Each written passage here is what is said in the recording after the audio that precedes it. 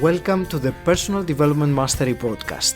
I am 𝗁𝗁𝗄𝗲 and my mission is to inspire you to grow, stand out, and take action towards the next level of your life.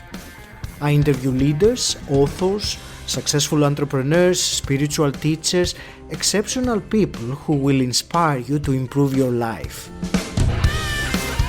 Tune in for 2 episodes each week and make sure you subscribe to get them as soon as they are released. Welcome to episode 177 of Personal Development Mastery Podcast. And today is the 3rd time that I will do this episode of consolidating the knowledge that I've started doing, I've done twice so far. And in terms of giving you some context about this, I will share again that something that I realized after having spoken with over 100 people now on my podcast is that during those conversations there were many actionable ideas, implementable knowledge, things that they were said that when I heard them I thought, I can certainly implement this. However, I realized that many of those ideas remained just that, ideas. I never took action on them and allowed them to change me. And of course, over time, they were forgotten. So in these consolidation episodes, I am revisiting some of the previous podcast episodes and picking specific actionable items and key knowledge that can be used from each of them. So if it is something that you hear and it resonates, you can just pick it up and start implementing it. So today I will revisit episodes 10 and 12. Episode 10 was Lampros Ioannou, a holistic life and business coach and international speaker based in Cyprus. I met Lampros while we were both serving as crew members at the Tony Robbins event, and during our podcast conversation I asked him why he crews for Tony Robbins, and I remember his response because he became emotional and he told me that he owed so much to Tony Robbins because when he went to the 𝗁𝗁𝗄𝗆 event the first time, it woke him up and made him realize how powerful he was. So he started crewing because he wanted to give back to Tony and help Tony Robbins to help more people. So one of the things that I discussed with Lampros was what he does, holistic life coaching. And when I asked him about it, he said that as human beings, we have 3 aspects, mind, body and soul. And all these are connected with spirit, source, energy, God, or whatever it is that one wants to describe this. And most of the coaching that happens nowadays, or the conventional coaching, is mostly focused on emotions or on the mind. However, holistic coaching works on all 3 levels, mind, body and soul. And I remember he used the phrase about practically training your mind and body and connecting with your soul by starting to know your true self. There was another thing that we discussed, and that was the connection between personal development and spirituality, and also spirituality compared in a way to religion. And I will put a small audio clip of Lampros here talking about this. I found his answer very fascinating. Spirituality is about freedom. Spirituality is about being authentic, being your true self. Spirituality, there is a saying that I agree so much with it. Religion tells you the truth. Spirituality lets you find your own truth. So if I had to sum it up, this is it. It's like there is nothing wrong or right. It's just about finding your own truth, finding your own self, understanding yourself better, and have the freedom, basically not have the freedom, allowing yourself to have the freedom to express this authenticity. Either we want it or not, religion separates. Spirituality, with this concept I just mentioned, is connecting us. We are all one at the end of the day. We're all human beings. Religion, what it says is like, this is the truth, and you're Muslim, you're Christian, you're Buddhist. At the end of the day, either we want it or not, it does create a form of separation, and separation is the worst thing it can happen to any human being. The reason why we're here today with this situation and how life is and all of the challenges we're facing is mostly about separation.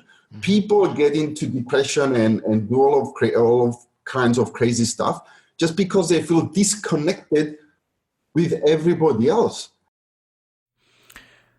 One other thing that we briefly discussed was NLP, neuro-linguistic programming, and I asked him how it helped his life, and he gave me an answer I remember, because he said that the tools that he gained from NLP allowed him first to change on himself and then on his clients to change the story in their head. And this phrase, changing the story inside our head, the story in our head, the story that we say or we tell ourselves inside our head, is a concept that I find fascinating, and I would give it some contemplation. When I asked Lampros about what personal development means to him, he said that it's about self-knowledge, about getting to understand how to grow and be more happy and successful. And he mentioned something that 𝗁𝗁𝗄𝘆𝗀𝗲 said. He said that if he realized at some point that his child was not good at maths, but he was good at tennis, he would probably hire a tennis coach and not a maths coach. And this shows how important it is to try to improve your strengths rather than trying to improve your weakness. Actually trying to work on improving your strengths, on what comes natural to you. And one last important point of the conversation was an aha moment that he shared with me. That was when he realized that he was too humble. And he said that, of course, humbleness is good. However, if you are overly humble, there is a fine line that you cross, because at the end of the day, when you talk about your achievements, about what you did and how you help people, that's going to help more people. So yes, you can be humble, but at the same time, you can say, I did this, I did that, in a humble way, not in an arrogant or egoistic way. Because on the other side, if you are too humble and not saying anything about yourself, you can't help anyone else. The second episode I'm going to discuss about today is number 12 with Arsenault. Cameron is a marketing and business consultant who helps entrepreneurs get their business known to the world. He told me something intriguing about his own story, that while he was in university studying engineering, he read the book Rich Dad, Poor Dad, and that really opened up the world of personal development for him. And it impacted him so much that once he finished university, instead of working on a career in engineering, he became an entrepreneur and started a startup instead. Cameron talked about the skills that he needed to learn in order to be successful as an entrepreneur, and most important skills, sales and marketing. And the big thing for him was pushing himself out of the comfort zone to actually do face-to-face marketing, face-to-face sales. Because he realized that this phrase that they say sometimes, that if you build it, they will come is unfortunately not how it works. One other important topic that we discussed was the concept of marketing as a way to make an impact. And he said that's essentially what marketing is, being able to tell a really good story that engages your prospects and gets them to want to do business with you. And when you are actually making impact as well, you can use this impact element in your story, and you are able to tell a much better story that's going to help you engage right with your future prospects. So he was talking about putting the message of impact into your marketing message, which allows the business or the entrepreneur to build a really good story around the business. And here's Cameron talking about this topic.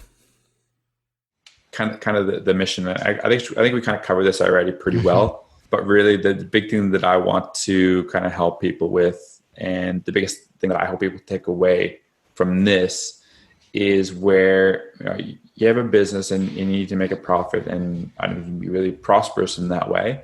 But I think there's also the impact side of things, right? Where you can use your business as a platform to make an impact on, like I said, whatever it is that you're passionate about, whether it's help people in your community, whether it's feeding hungry people, whether it's making an impact on the environment, whether it's giving people access to clean water around the world, like whatever your passion is, there's a way that you can integrate that into your business, and it's not a matter of either or, it's a matter of having both, and it actually makes you more successful to have both.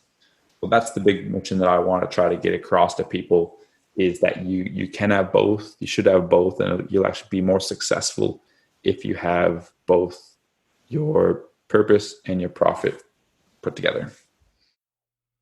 One other thing that we discussed was self-education and the importance of investing in ourselves. And he said that our self-education or our personal development is one of the few things that you can pay for that can't be taken away from you.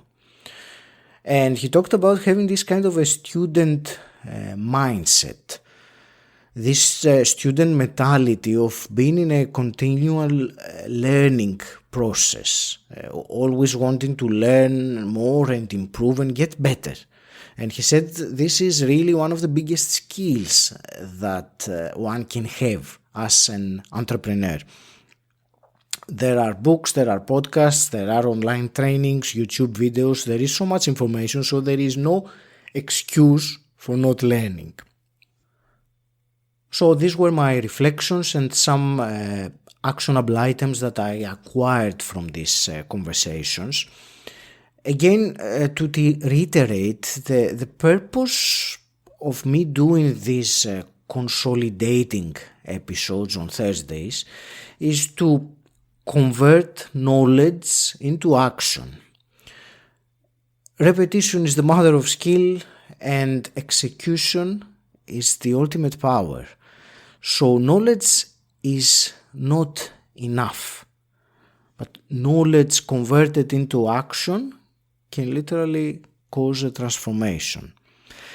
I hope you found this episode useful, and I'm looking forward to your feedback. So you can go to my website 𝗁𝗁𝗄𝗆𝗄 and send me a message through there.